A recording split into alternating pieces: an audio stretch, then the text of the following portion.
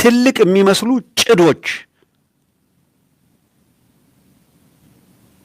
የሚያረሰርስ እርጥበት ያላቸው የሚመስሉ የጧት ፀሐይ ብልጭ ስትል የሚጠፉ ጤዛዎች በኢትዮጵያ ፖለቲካ ውስጥ እንዴት ይሄንን ህዝብ ሲቀልዱበት እንደነበረ አሁን ወደ ኋላ መለስ ብሎ ሁሉም አካል የሚያስተውልበት እድል እያገኘ ይመስለኛል። የሚደንቀው የአቋም መቀየር አለመቀየር ጉዳይ እኮ አይደለም። አብይ አህመድ ዓለም አቀፍ ሚዲያዎች በቪዲዮ አስደግፈው በሳተላይት ምስል አስደግፈው በጥናት አረጋግጠው ካርቱም ያለውን የአልቡርሃንን መንግስት ለመጣል ተቃዋሚውን የዳጋሎን ጦር ከኤመሬት መሳሪያ እያመጣ እያስታጠቀ በኢትዮጵያ ምድር ቤኒሻንጉል ላይ ካምፕ ከፍቶ እያሰለጠነ ነው ተብሎ በማስረጃ ተረጋግጧል። እንደምታውቁት አልቡርሃን ራሱን ሊከላከል ከፋኖ ጋር ወዳጅ ከሆነ ጎበዝ አልቡርሃን ማን ነው ራሱን እንዳይከላከል በዓለም አቀፍ ህግ እኮ በነገራችን ላይ ዩኒቨርሳል ሎው ነው ይሄ እኮ የትኛውም ዓለም ላይ ባለ ህግ ሊያጠፋ ሲመጣ ራስን ሰልፍ ዲፌንስ ራስን መከላከል ህጋዊ ተፈጥሯዊ ነው፣ ሞራላዊ ነው፣ ሃይማኖታዊም ነው።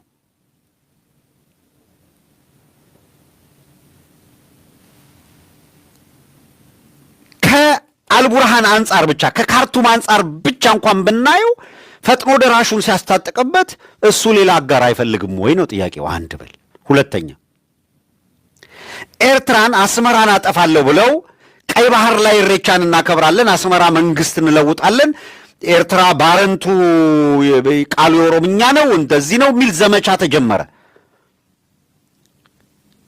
የኤርትራ ጦር ወደ ትግራይ ሲገባ ወደ ኢትዮጵያ ሲገባ ያኔ ጦርነት ሲያደርግ እዛ ጋር ድንበሩ ጋር የኢትዮጵያ መከላከያ ሰራዊት ሰሜን እዝ ስለተመታ ቲፒኤልኤፍ ወደዛ ቢሻገር አደጋ ስለሚያመጣባቸው ድንበራቸውን መጠበቅ ሲገባቸው ታዲያ አደጋ እንዳይመጣባቸው ራሳቸውን ሊከላከሉ ይችላሉ።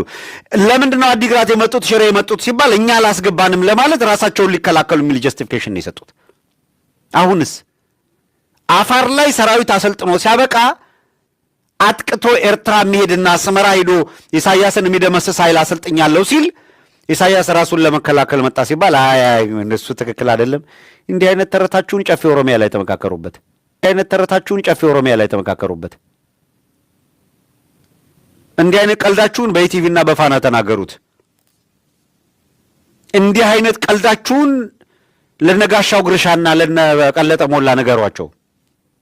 እንደዚህ አይነት ቀልድ ሌላው ጋር ሊሰራ አይችልም።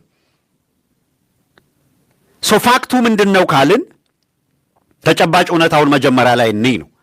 ከዛ የአማራ ፋኖ ብሔራዊ ንቅናቄ አፋብን አሁን ንቅናቄው ድርጅቱ የአማራን ህዝብ ትግል እየመራ ነው። ኦኬ አብይ አህመድ ቤኒሻንጉል ለካርቱም እንደሚያሰለጥነው ሁሉ ቤኒሻንጉል ላይ የሚሰለጥነው ኃይል በየጊዜው እያስመረቀው ያለው ኃይል የአማራ ፋኖን አጠፋበታለሁ ብሎ እየተንቀሳቀሰ ነው ያለው አይደለም? መታበታለሁ ብሎ ይንቀሳቀሳል። ከትግራይ ቢሳካለት የነሰምረትን የወታደር ክንፍ ይዞ ማጥቃት ይፈልጋል። በተደጋጋሚም ጠይቋቸዋል እኮ የቲፒኤልኤፍ ሰዎች እውነት ነው አንተባበርም ማለት ከፋኖ ጋር ወደ ውጊያ አንገባም ብለው እምቢ ብለዋል። that's true ዛሬ አይደለም የምንናገረው፣ በጣም ቀድመን ተናግረነዋል። ለዛ እኮ ልክ ነው ምስጋና ነው የሚገባቸው። ሮንግሊ ሄደው እነ ጌታቸው ረዳ ምንድነው ያኔ ሆይ ሆይ ሲሉ አልነበረ? ልዩ ኃይሉን አብይ ጀግና ነው አፈረሰው ምናምን እያለ ሲደሰት ነው የነበረው። ፋኖም ተበትኖ በቃ የሆነ ነገር ይሆንልናል ብለው ነበር። እና ሉላ ሰለሞን እኮ ፋኖ ከተመታ አማራ ክልል ላይ ልዩ ኃይሉ ተበትኗል፣ ፋኖ ከተመታ በቃ አማራን መጨፈሪያ እናደርገዋለን እኛ ተደራጅተናል የሚል ጫወታ ቁማር ነበራቸው። አማራ ላይመለስ ከዚህ በኋላ ወደ ኋላ ላይመለስ የተደራጀ ነው። ከዚህ በኋላ ከአማራ ጋር የሚኖር ማንኛውም ግንኙነት እንደ ብአዴን የምትጋልበው ፈረስ አግኝተህ ልትጋልብ አይደለም። ኖ ሞር። ከዚህ በኋላ ጥቅሞቹን አክብረህ ጥቅምህን ለማስከበር አብረህ መስራት ብቻ ነው እድል የሚኖረው። ተጋግዘህ ተባብረህ ጦርነት አስቀርተህ አብረህ ለማደግ ከሚመጣብህ ሌላ ጠላት ራስን ለመከላከል ላለፈው በደል ደግሞ ፍትህ ዲዘርቭ የሚያደርገው ህዝብ ፍትህ እንዲያገኝ በወንጀል የሚጠየቅበት ሁኔታ አምጥተህ ነው ልትስማማ የምትችለው። ላለመጥፋት ከፈለክ፣ ካለበለዚያ አብረህ ትጠፋለህ አልኩህ እኮ። አማራውን ሲያፈርስ ዋግምራን፣ ትግራይን ሲያፈርስ ተንቤንን አመጣለሁ አለህ እኮ። አንተ ለወልቃይት ይገርምሃል፣ ራስ ገዛ አደርገዋለሁ ወይም ለፌዴራል ተጠሪ አደርገዋለሁ ሲል ይሄኛውን እያመጣልህ ነው ብያለሁ። ራያ አንተ አለዋ ገለመሌ ምናምን ትላለህ። ላሊበላ መጥቶ የቀሰቀሰው ምን ሊያደርግ እንደሆነ አልገባህም። ራያ ደግሞ እዚያ ድረስ ይመጣልሃል። እንደገና ወደዛ ክልል አደርገዋለሁ እያለ ነው። ቤት አማራ ወሎ እንኳን እንደ አንድ ክልል አይቀጥልም። ወሎን አድርጎት አይደለም እኮ ቤት አማራን አይደለም። 3 ቦታ 4 ቦታ እንዴት ሊገነጣጥለው፣ ጎጃምን እንዴት 2-3 ቦታ ሊገነጥለው፣ ጎንደር እንዴት ሊያፈርሰው እንደተዘጋጀ፣ ሸዋን ማክተሚያ ሊሰራለት እንዴት ሰሞኑን የላከውን ሰራዊት አላየህም? እንዳለ ሰብሉን ያርሶ አደሩን ሰብል መንደሩን በእሳት ሲለቅበት ሲያነደው።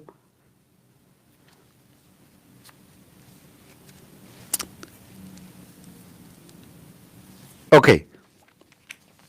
ኤርትራ ራሱን ለመከላከል እየተዘጋጀ ያለ ኃይል ነው። የኩሽ ኢምፓየር እመራለሁ የሚለው ሆዴድ እንዳያወድመው።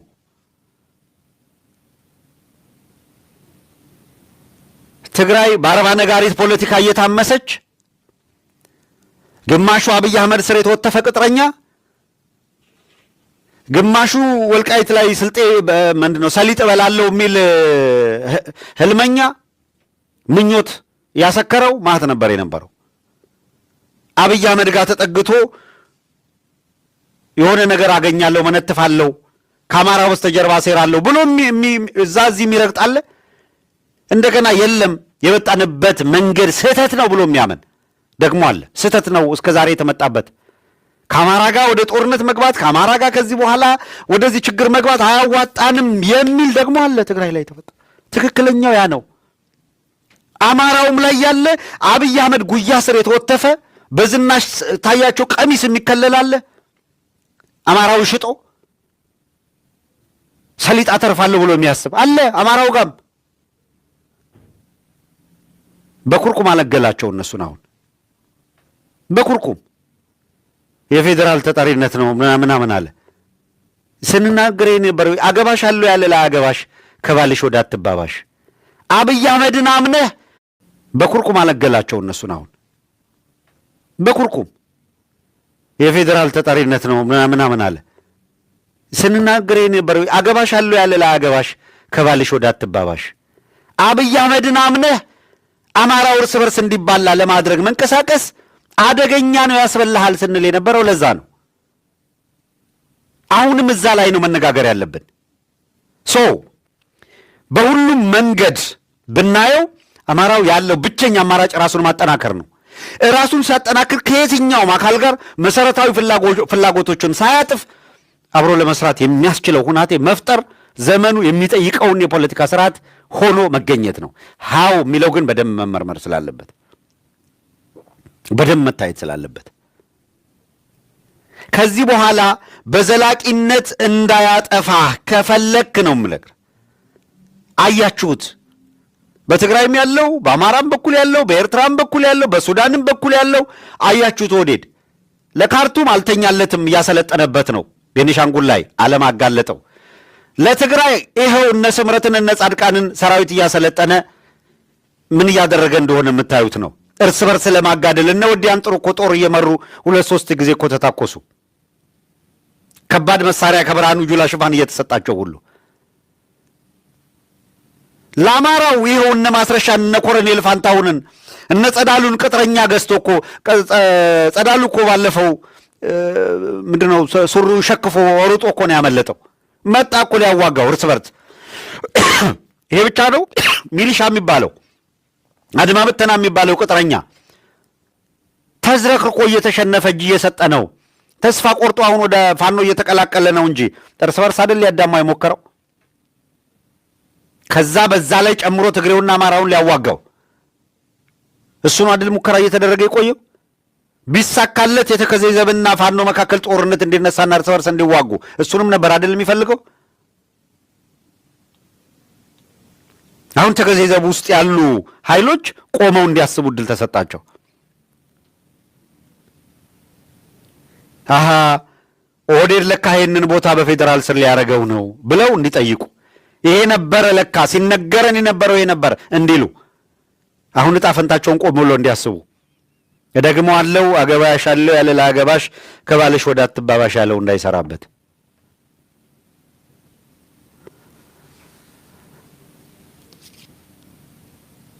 ነውረኛነት፣ የሄዱበት ርቀት፣ የገቡበት ወጥመድ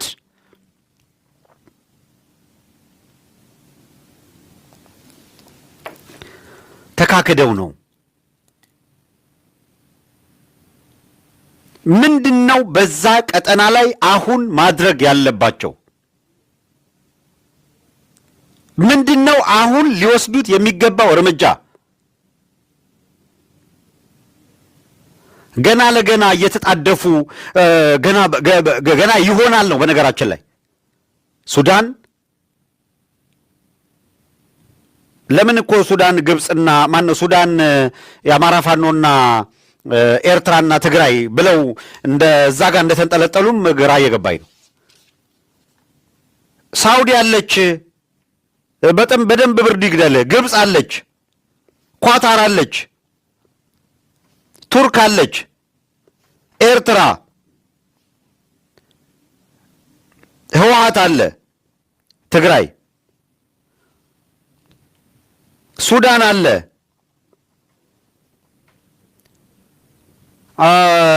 ሶማሌ አለ፣ መቋዲሾ። ይሄ ሁላ አንድ ላይ ያለ ኃይል ነው። ደግሞ አለው ሳውዲ አረቢያ፣ ግብፅ፣ ኳታር፣ ቱርክ፣ ኤርትራ፣ ህወሓት፣ ሱዳን፣ ሶማሌ፣ ዛዘር ሳይድ ደግሞ ጠራልሃለሁ፣ ኤመሬት፣ ኦህዴድ፣ ዳጋሎ ከሱዳን ፈጥኖ ደራሹ ኃይል ብቻ ተቃዋሚው ኃይል ማለት ነው። ከሶማሌ ደግሞ ሶማሌላንድ፣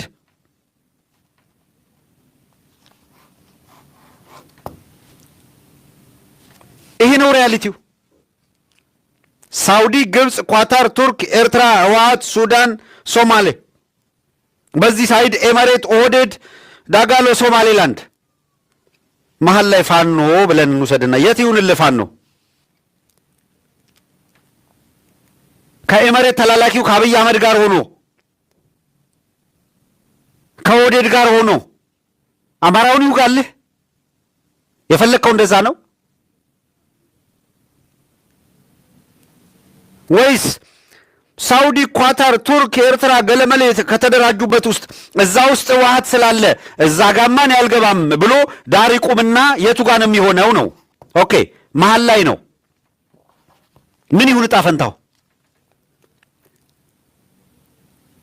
በትጥቅም በሎጂስቲክ በሙሉ ወታደራዊ እንቅስቃሴ፣ ኢኮኖሚ ይሄንን ይዘው ፕሮክሲ ለማድረግ እዛው አማራው ጋር እየመጡለት እያለ አማራው የቱ ጋር ይቁም ነው? እስራኤል አለች። ኦፍ ኮርስ አዎ፣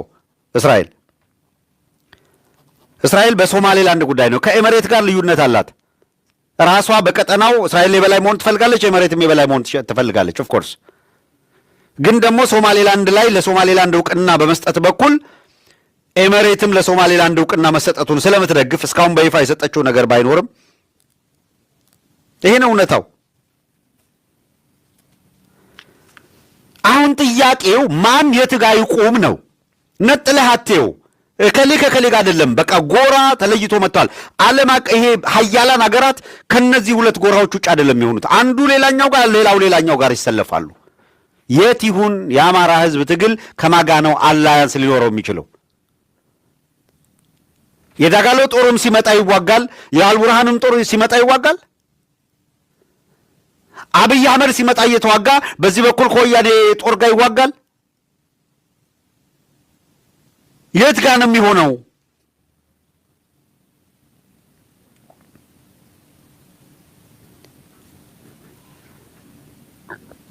ነገሮቹን በዚህ ደረጃ ማየት ጠቃሚ ይሆናል። የአብይ ቅጥረኛ ካድሬና አማራው ላይ ፖለቲካዊ ቅርሻታቸውን ሲተፉ የሚውሉ አካላት ሶሪ ለቃሉ በጣም እንደዚህ አይነት ቃላቶች መጠቀም ይቅርታ። ይሄንን የሚያደርጉ አካላት ላንተ ሊበይኑልህ ይፈልጋሉ። ማንተ ስንጥቃት ውስጥ ገብተው የአማራውን ህልውና እጣ ፈንታ አልባ ሊያደርጉት ይፈልጋሉ። የአብይ አህመድ ወሰላታ ካድሬዎች በእርግጠኛነት የምነግራችሁ እነ ሳውዲ፣ እነ ግብፅ፣ እነ ኳታር፣ እነ ኤምሬት ምናምን ባሉበት ቦታ ውስጥ አብይ አህመድ ተቀባይነት አግኝቶ እዚህ ቲም ውስጥ ቢገባ ዋው ቪቫ ነበር የሚሉት። አሁን ከነ ኤምሬት ጋር ስለተሰለፈ ወዳጅ ነው፣ ትክክል ነው እያሉ ነው። ከዛ ተገልብጦ እዚህኛው ቢመጣ ትክክል ነው የሚሉት። አማራውን ግን ከየትም አትሁን እያሉት ነው ያሉት። ጦርነቱ ሊካሄድ እየተዘጋጀ ያለው የቱ ጋር ነው ግን? የት ነው ጦርነት ኦህዴድ ኦሮሚያ ላይ ጦርነት የሚባል ነገር እንዳይታሰብ ድንበርህን ጠብቅ እያሉ እነ ዳውድ ኢብሳ የጋራ መግለጫ እየሰጡ ነው። ድንበርህን ጠብቅ ብለው ሲያበቁ እነ ጋቸና ሲርና መጥተው ሰሜን ሸዋን ከትላንት ወዲያ ሸዋ ጠቅላይ ግዛት እዝ ላይ የአርሶ አደር ሰብል በሙሉ ሲቃጠል እያያችሁ አይደለ እንዴ? በቪዲዮ በምኑ የኦህዴድ ጦር ከራያ ለቆ ሲያበቃ የእጁ ላይ መጥቶ ሰሜን ወሎ ላይ መጥቶ ምሽግ ቆፍሮ ተቀመጠልህ። ቲፒኤልኤፍ ከመጣች ጋሸና ጋር ሊከላከል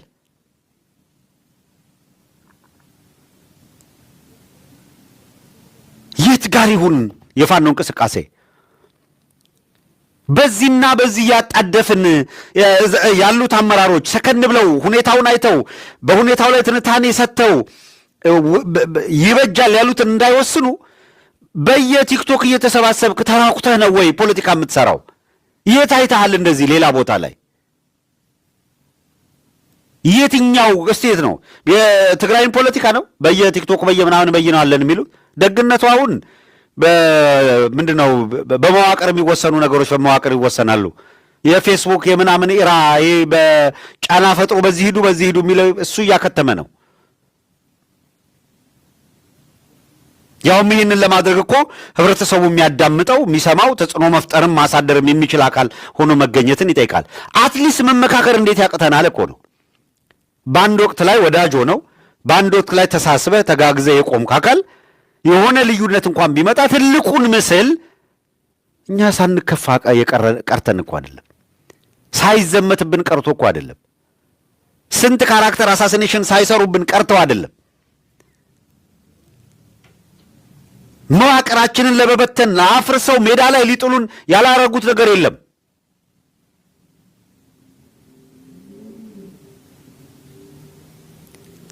እንዲህ እንደጉም ተነው በደቂቃው ሊጠፉ ያልኖርንበትንና የማንገለጥበትን ስም ሰጥተው እኮ ሊራወጡ ሞከሩ። ተደራጅና ሌላም ይዘና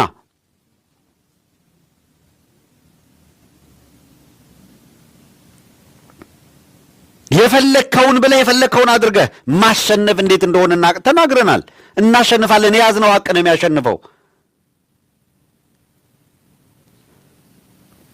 እንደተዘመተብን ቢሆን እንደዛ ሁሉ ስም ማጥፋት ቢሆን ገና እኮ ዞምቢ አለ የሚደራጅ እኮ እግሩን እየጎተተ የሚመጣ የተቦደሰ ጭንቅላቱን ይዞ የሚጎተት አለ እኮ።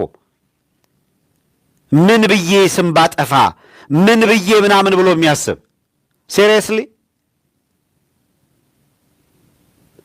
አሁን ለስም ለምናምን የሚጨነቅ በዚህ ምናምን እንደዚህ አይነት ውዳቂ ብንሆን ኖሮ እዚህ ቦታ ላይ እንገኛለን።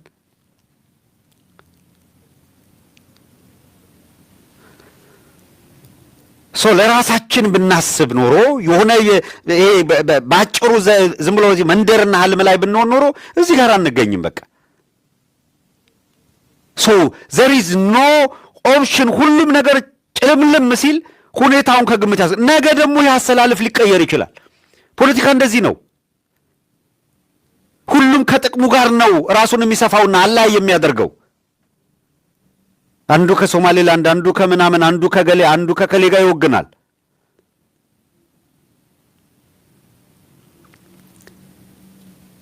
እናም በዚህ እንቅስቃሴ ውስጥ የአማራ ትግልን ዝም ብላ አይሶሌት አድርገን የሆነ ኮርነር ላይ እናስቆመዋለን ማለት አይቻልም። አስፋራሳይ ነው እኔ ባለኝ መረጃ እስካሁን ድረስ የአማራ ፋኖ ትግል መሪዎች በውጭም በውስጥም